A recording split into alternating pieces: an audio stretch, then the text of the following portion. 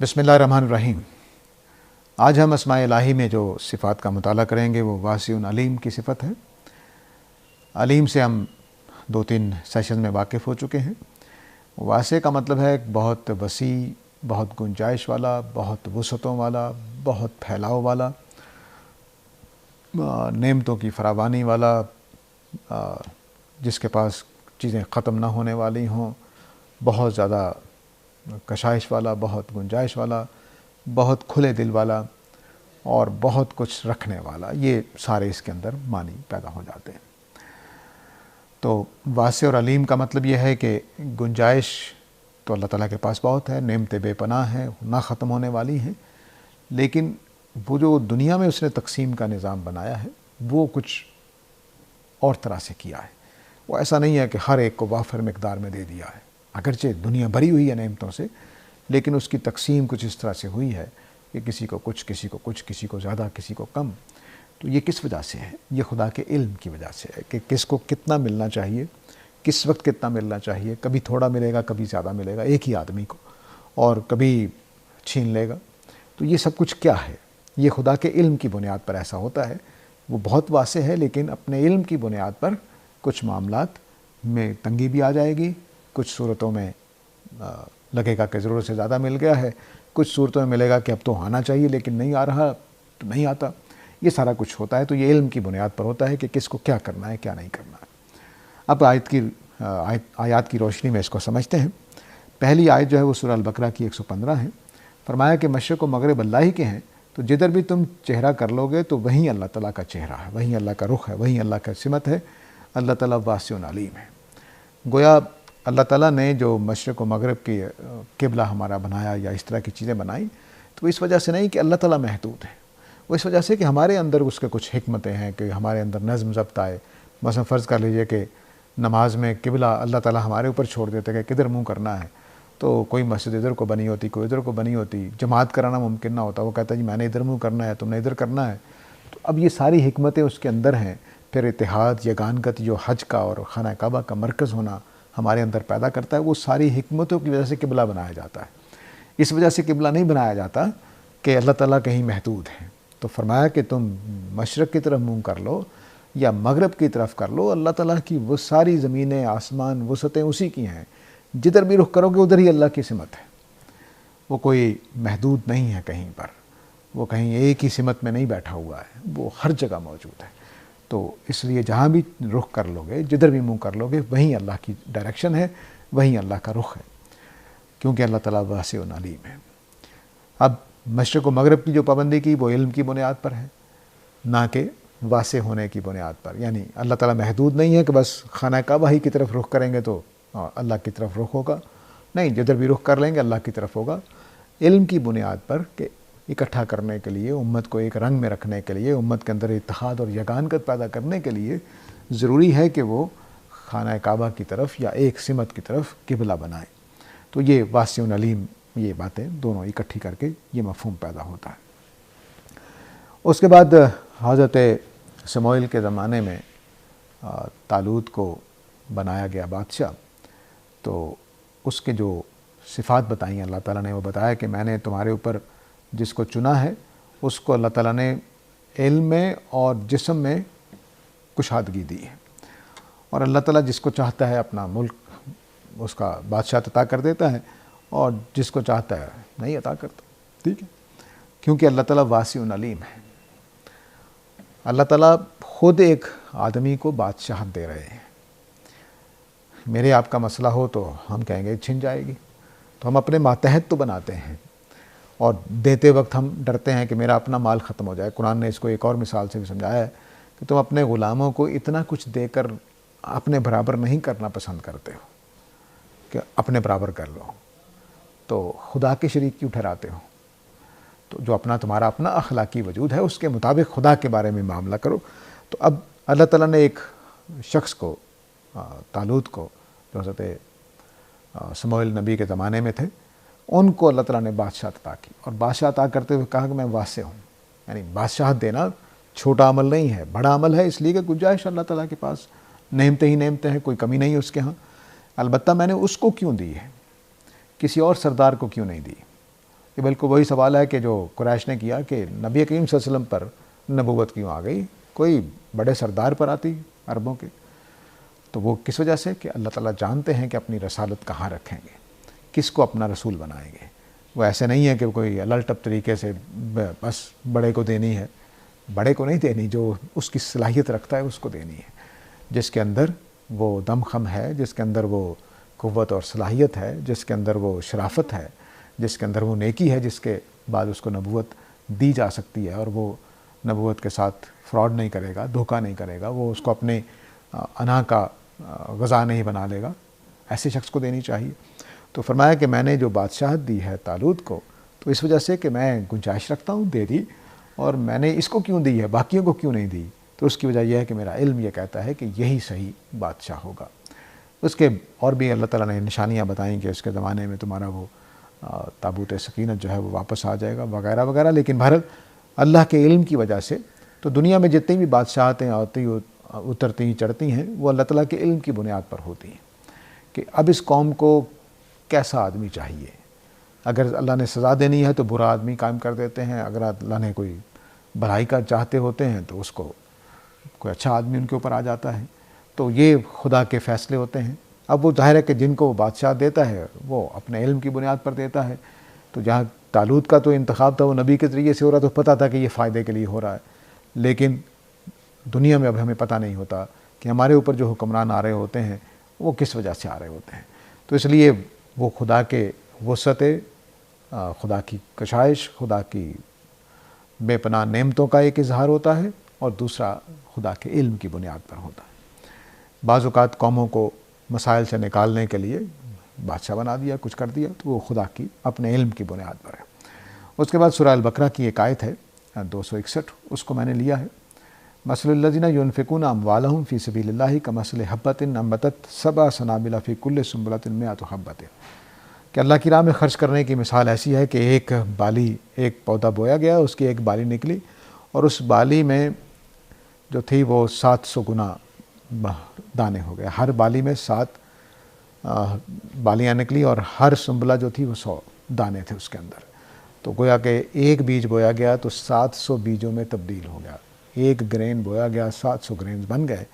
تو اللہ تعالیٰ فرماتے ہیں کہ میں اس طرح سے اپنے بندوں کی نیکیوں کو قبول کرتا ہوں اور ان کو اجر دیتا ہوں۔ واللہ واسع علیم، اس کے اوپر فرمایا کہ میں واسع اور علیم ہوں، یعنی میں 700 گنا کیا 7 کروڑ گنا کر سکتا ہوں، میرے ہاں نعمتوں کی کوئی کمی نہیں ہے، لیکن کس کو کتنا بڑھانا ہے، کسی کو دگنا ہو جائے گا، کسی کو چگنا ہو جائے گا، کسی کو 700 گنا ہو جائے گا، تو یہ کس اصول پر ہوگا؟ خدا کے علم کی بنیاد پر ہوگا کہ اس نیکی کرنے والے نے کن حالات میں نیکی کی، کس نیت کے ساتھ کی، ریاکاری کے لیے کی کہ میری رضا کے لیے کی، خلوص کتنا تھا، کتنی مشقت کر کے کی، جیسا کہ نبی کریم صلی اللہ علیہ وسلم کے جب تبوک کے غالباً چندہ اکٹھا کیا ہے تو آپ نے، یہ وہی جنگ ہے جس میں حضرت ابوبکر صدیق اپنے گھر کا سارا سامان لے آئے تھے، تو ایک صاحب آپ وہاں سے اٹھے جب آپ نے اپیل کی کہ سامان جنگ تیار کرنا ہے تو مدد کریں، تو یہ وہاں سے اٹھنے کے بعد گئے، مزدوری کی اور کھجوریں کما کر لائے، اور 2 سا کھجوریں مزدوری میں ملی، 2-3 دن کی مزدوری کے بعد، تو وہ لا کر نبی صلی اللہ علیہ وسلم کو دے دی۔ تو آپ نے وہ 2 سا کھجوریں سب سے اوپر رکھ دیں، کیونکہ یہ شخص اسی کام کے لیے کمانے گیا اور اٹھ کر کما کر لایا اور لے کر آیا، تو اب اس کا اجر زیادہ ہو جائے گا۔ ایک میرے پاس پہلے سے پڑا تھا، میں نے وہ دے دیا، تو میرا اجر ذرا کم ہو گیا، لیکن چیزیں زیادہ ہو گئیں یا کچھ ہو گیا، تو اللہ تعالیٰ نے فرمایا کہ میں اپنے علم کی بنیاد پر اجر دوں گا، کہ جو اس طرح سے، جس طرح سے ان صحابی نے اتنی محنت سے کما کر لائے اور پھر دیا، تو کسی کی نیت، کسی کا عمل، کسی کی مشقت، کسی کی نفسیاتی حالت، کسی کے حالات، یہ سارے کے سارے نیکیوں میں اضافے کا باعث بن جاتے ہیں۔ نماز وہی ہوتی ہے، لیکن افراتفری میں عید کے دن جس نے نماز کو قائم رکھا، پڑھی، اس کا ثواب زیادہ ہو جائے گا۔ اپنی شادی کے دن، خوشی کے کسی ہنگامے کے وقت کسی نے نماز پڑھ لی، کسی نے عین کاروبار کے وقت کہ جب گاہک بہت زیادہ آئے ہوئے تھے اٹھ کر نماز پڑھنے چلا گیا، تو ظاہر ہے کہ وہی نماز اس نے وہی پڑھنی ہے، لیکن اپنے حالات کی وجہ سے اس کا ثواب بڑھ جائے گا۔ تو فرمایا کہ اللہ تعالیٰ واسع علیم ہے، کسی کو 1 گنا، کسی کو 2 گنا، کسی کو 700 گنا تک، اور پھر فرمایا کہ سنزید المحسنین، وہ بھی ہوگا۔ تو یہ خدا کے ہاں گنجائش بہت ہے، لیکن اس کا فیصلہ کہ کس کو کتنا دینا ہے یہ خدا کے علم کی بنیاد پر ہوگا، چونکہ وہ اللہ تعالیٰ واسع علیم ہے۔ اس کے بعد ایک اور دلچسپ آیت ہے، فرمایا کہ شیطان تمہیں جو ہے وہ فقر کا ڈراتا ہے اور فحاشی کا تمہیں حکم دیتا ہے۔ یہ بڑا دلچسپ موازنہ ہے کہ ایک طرف وہ ہمارے دروازے پر فقیر آ جائے گا تو کہے گا نہیں تمہارے پیسے ختم ہو جائیں گے، نہ دو، اور اسی وقت اگر کسی غلط کام میں پیسہ خرچ کرنا ہو تو ہم فوراً اٹھ جائیں گے۔ اب شیطان آ کر نہیں روکے گا، ضمیر بیچارہ روکتا رہے گا۔ تو فرمایا کہ وہ تمہیں فقر سے ڈراتا ہے کہ غریب ہو جاؤ گے، اور برے کاموں میں تمہیں پیسہ لگانے کو کہہ دیتا ہے، جبکہ اللہ تعالیٰ مغفرت اور فضل کا وعدہ کرتا ہے۔ ٹھیک ہے، یعنی اللہ تعالیٰ مغفرت کا وعدہ کرتے ہیں کہ اگر تم نے اللہ کی راہ میں خرچ کیا اور فحاشی وغیرہ پہ خرچ نہیں کیا پیسہ تو اللہ تعالیٰ کی طرف سے مغفرت حاصل ہوگی اور فضل بھی حاصل ہوگا۔ یہ فضل دنیا میں بھی ہو سکتا ہے اور آخرت میں بھی تو ہونا ہی ہونا ہے۔ تو فرمایا واللہ واسع علیم، یہ اس لیے کہ اللہ تعالیٰ واسع اور علیم ہے، جانتے ہیں کہ اس کے جذبات کیا تھے۔ اللہ تعالیٰ جانتے ہیں کہ اس کے جذبات کیا تھے، ان جذبات کو دبا کر اس نے اللہ کی خاطر یہ معاملہ کیا ہے، تو اس لیے اس کا اجر بڑھ جائے گا، اس کو اللہ تعالیٰ اجر دیں گے اپنی طرف سے۔ اور ایک آدمی کے بارے میں اللہ تعالیٰ جانتے ہیں کہ اس نے شیطان کی بات مانی، ضمیر کو چوکے لگا رہا تھا، جو مانگنے والا آیا تھا وہ بھی پوری شدت کے ساتھ مانگ رہا تھا، لیکن اس نے کوئی پرواہ نہیں کی، اس کے کان پر جوں تک نہیں رینگی، دل میں کوئی میلان پیدا نہیں ہوا، بلکہ اس کو یہی لگا رہا کہ میں نے وہ چیز لینی ہے، وہ کام کرنا ہے، وہ کام کرنا ہے۔ تو اب اللہ تعالیٰ جانتے ہیں، تو ان کی سزا کیا ہوگی، ان کی جزا کیا ہوگی، وہ پورے اللہ تعالیٰ کے علم کی بنیاد پر ہوگی۔ وہ بہت واسع ہے، جس کو معاف کرنا چاہے گا معاف کر دے گا اپنے قوانین کے مطابق۔ اس کے بعد نبوت ہو یا رزق ہو، اس کے لیے ایک اصولی بات بتائی کہ یہ یاد رکھو کہ سارے کا سارا فضل اللہ کے ہاتھ میں ہے۔ یہ سورہ آل عمران کی 73 آیت ہے، یؤتیہ من یشاء، تو وہ جس کو چاہتا ہے اپنا فضل میں سے عطا کر دیتا ہے۔ یعنی ابو جہل اور ابو لہب اور ابو بکر و عمر کو نبوت نہیں ملے گی، وہ محمد صلی اللہ علیہ وسلم کو ملے گی، کیونکہ اللہ تعالیٰ جانتے ہیں کہ کس کو دینی ہے نبوت۔ اور واللہ واسع علیم، تو یہ فضل دیتے ہوئے بھی اللہ تعالیٰ بڑی، اب قرآن جیسی کتاب عربوں کو دے دی ہے، اور اتنی شاندار کتاب، اس کے اندر جو ہدایت ہے، جو بصیرت ہے وہ دے دی ان کو، پھر ان کو بادشاہت عطا کر دی، وہ کتنی دیر تک حکمران رہے دنیا کے اوپر، سپر طاقت کی حیثیت سے جیتے رہے۔ یہ سارے فضل اللہ تعالیٰ دے دیتے ہیں، اس کے ہاں کوئی کمی نہیں ہے، لیکن اس کا فیصلہ بھی خدا کے علم کی بنیاد پر ہوتا ہے کہ کس کو کیا دینا ہے، کیسے دینا ہے۔